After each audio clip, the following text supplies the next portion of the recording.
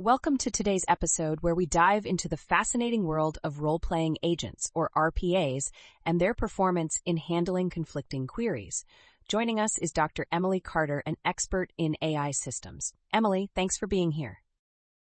Thanks for having me. It's a pleasure to discuss this intriguing topic.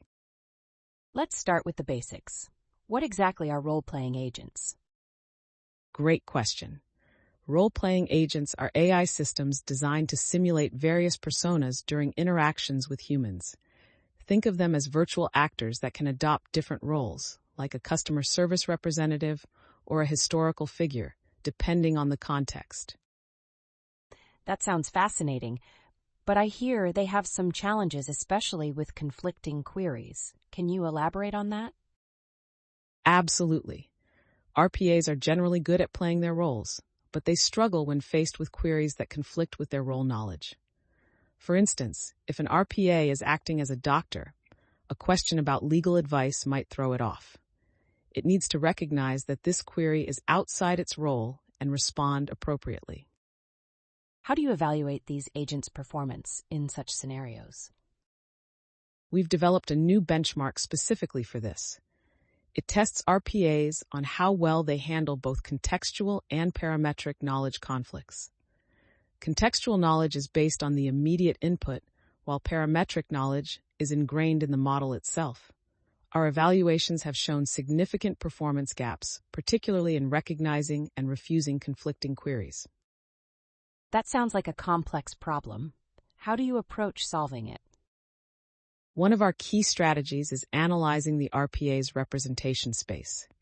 We identify regions where they either reject or directly respond to queries.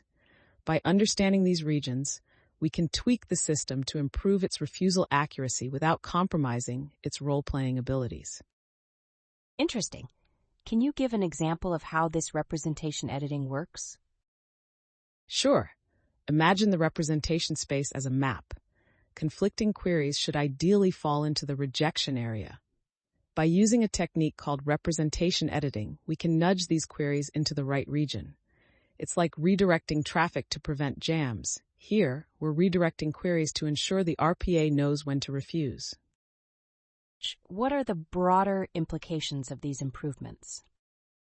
Enhancing refusal capabilities is crucial for building reliable AI systems. If RPAs can accurately refuse out-of-scope queries, they become more trustworthy and effective.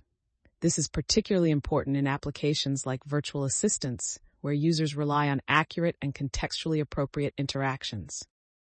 Are there any specific techniques you use to visualize these improvements? Yes, we often use TSNE visualization. It's a tool that helps us see how different query types are separated in the representation space. This visualization is essential for understanding how well our representation editing is working. Looking ahead, what future directions do you see for this research? There's a lot of potential. Extending our evaluations to cover more conflict scenarios is one area. We also want to refine our techniques to further improve RPA's refusal accuracy. Ultimately, our goal is to create AI systems that are not only smarter, but also more contextually aware and reliable. That sounds like an exciting journey ahead.